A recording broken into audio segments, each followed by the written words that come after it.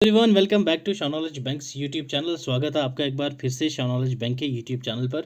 आज हम लोग इस वीडियो में देखेंगे, अभी हाल ही में काफ़ी लोगों में बहस चल रही है कि यूपीआई ट्रांजैक्शन में चार्ज होगा, 1% चार्ज लगेगा, किसी को पैसे भेजेंगे तो ये। अब हम लोग देखेंगे कि भाई साहब ये जो चार्जेस हैं, ठीक है, 1.1% जो है मैक्सिमम चार्ज ये है, उसके अलावा बाकी ट्रांजेक्शन्स पे कम लगेगी। क्या कैटेगरी है वो सब हम इसमें देखेंगे। यूपीआई ट्रांजैक्शन जो है 2000 से ऊपर वाली, उस पर क्या लगेगा, 1.1% चार्ज लगेगा। अब इसमें हम लोगों के एग्जाम पॉइंट ऑफ व्यू से इंपॉर्टेंट क्या चीज़ है सर, इस न्यूज़ का निचोड़ हम देख क्यों रहे हैं। पीपीपी, अपना पीपीआई एक ये है अपने पास, प्रीपेड पेमेंट इंस्ट्रूमेंट। ये क्या चीज़ है, आपके एग्जाम में आ सकता है, ठीक है।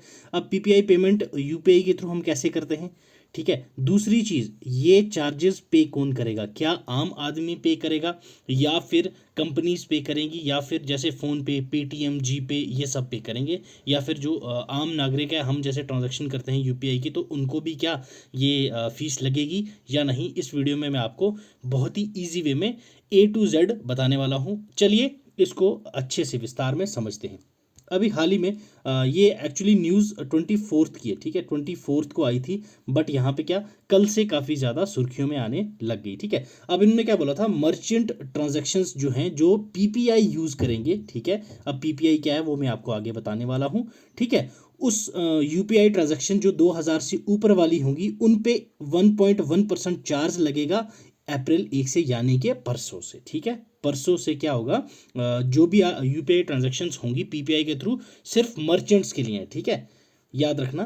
तो उस पे क्या 1 अप्रैल से 1.1 चार्ज लगेगा। चलिए थोड़ा सा 4-5 साल पहले चलते हैं कि यूपीआई हमारे पास था ही नहीं। अगर मैं आपको ये बोलूं, अभी आप मैक्सिमम लोग बोल रहे हैं कि सर हमें चार्ज लगने वाला है, तो आप क्यों टेंशन ले रहे हो। अगर मैं आपको बोलूं कि आप से पहले ही कंपनीज चार्ज ले रही हैं, अभी तो आपको देनी है नहीं देनी है वो अभी हम बात करेंगे, बट मैं आपको अभी बता दूं कि भाई साहब आप तो एडवांस में ही अपने कार्ड की या फिर कोई भी चार्जेस थी वो आप चार्ज पे कर रहे हो, ठीक है। पहले क्या होता था आपके पास, पीओएस मशीन्स, ये जहां जाते थे आप लोग, कार्ड स्वाइप किया, हो गया काम। तो अब क्या था, ये जो कार्ड स्वाइप मशीन है ये हर एक बैंक की आती है, जैसे एचडीएफसी की आ गई, आईसीआईसी बैंक, एसबीआई, अलग अलग बैंक की ये पीओएस मशीन्स आती हैं। तो जो भी मर्चेंट ये पीओएस मशीन यूज करता है वो बैंक को बैंक चार्जेस देता है, ठीक है।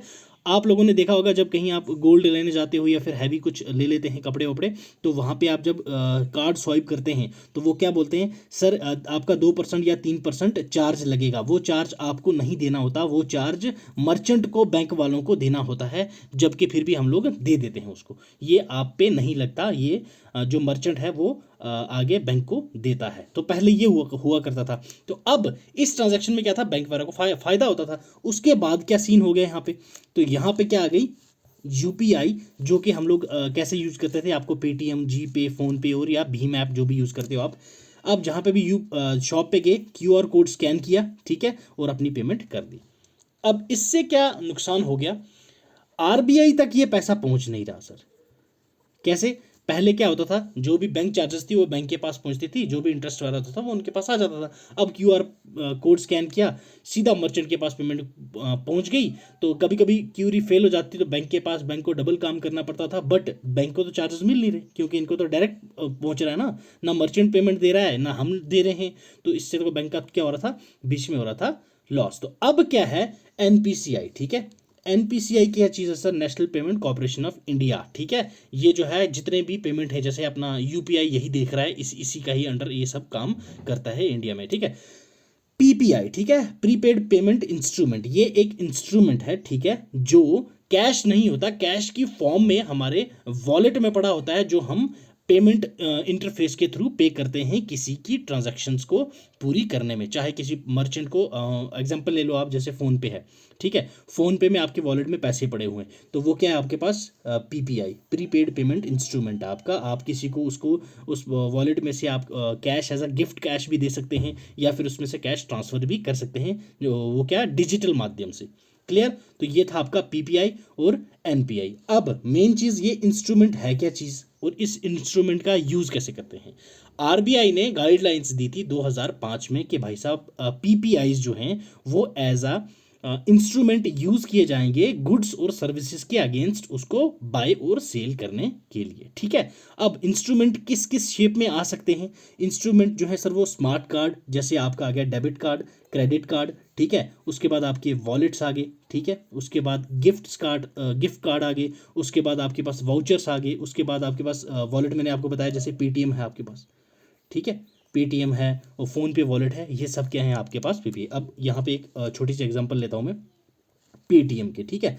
अब आपने क्या किया, पेटीएम में आपने 10,000 रुपये डाले, ठीक है, या फिर आपके पेटीएम में किसी ने आपको 10,000 रुपया डाला, तो इसका क्या मतलब कि सर 1.1% क्या इस पे चार्ज आपको लगेगा? बिल्कुल नहीं सर, ठीक है।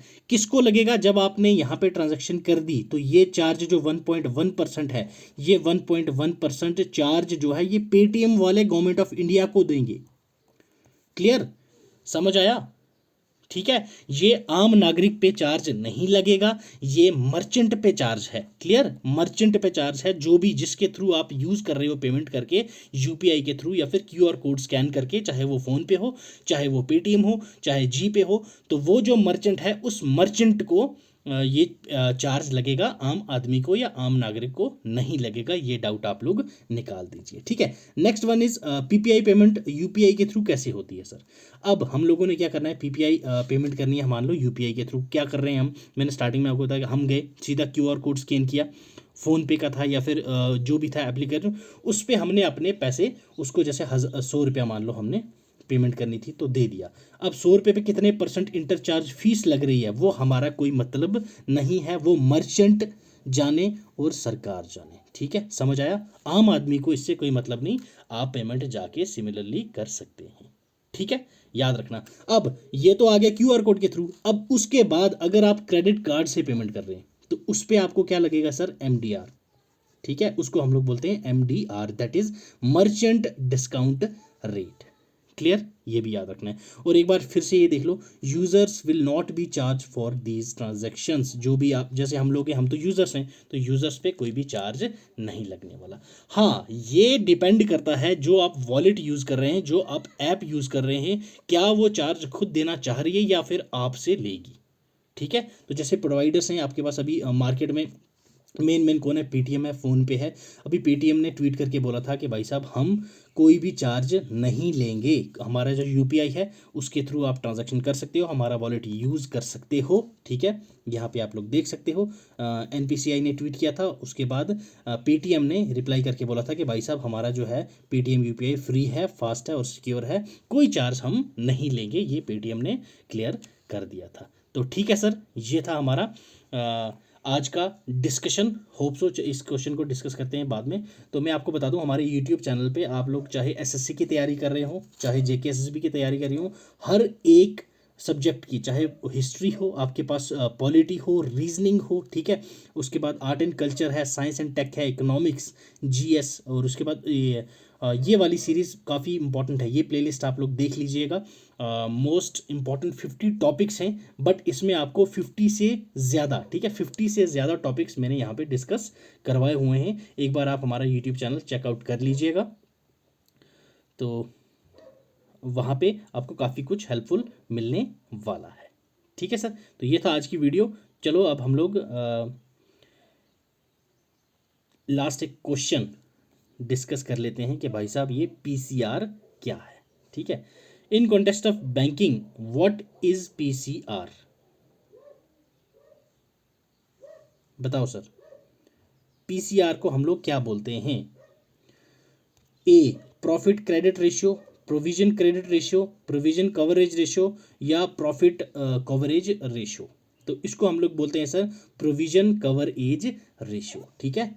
पीसीआर, प्रोविजन कवरेज रेशियो, ठीक है। ये क्या है सर? ये हमारे जो एनपीएस हैं, एनपीएस होते हैं, ठीक है, नॉन ये जो अपने एनपीएस होते हैं उस पे वो जो फंड क्रिएट किए जाते हैं उसके अगेंस्ट में, उस पे पीसीआर जो रेशियो है वो रिफ्लेक्ट करता है हमारे बैंक के कैपिटल साइड में। क्लियर? ठीक है, ये एक बैंक टर्म थी, आपको पता होना चाहिए, PCR that is provisional coverage ratio. Clear sir? तो चलिए मिलते हैं अगली वीडियो में। ये थोड़ा सा करंट में था, तो काफ़ी लोग यहाँ पे वो थे, आजकल आम लोग चल रहे हैं कि सर हमें पेमेंट करनी पड़ेगी या अब पेमेंट नहीं करेंगे। हाँ, इसका एक ड्रॉबैक है कि अब आप जब शॉप पे जाओगे, शॉप वाला आपको मना कर सकता है कि भाई हम यूपीआई नहीं लेंगे, आप हमें कैश ही दे दो, क्योंकि उनको तो अब मर्चेंट को पेमेंट करनी है ना, मर्चेंट जो है उसको अब पेमेंट करनी है आगे। तो ये इसका एक थोड़ा सा ड्रॉबैक है। चलिए मिलते हैं अगली वीडियो में। अगर वीडियो पसंद आई हो तो लाइक कीजिएगा। तो till then, God bless you, keep learning, keep sharing.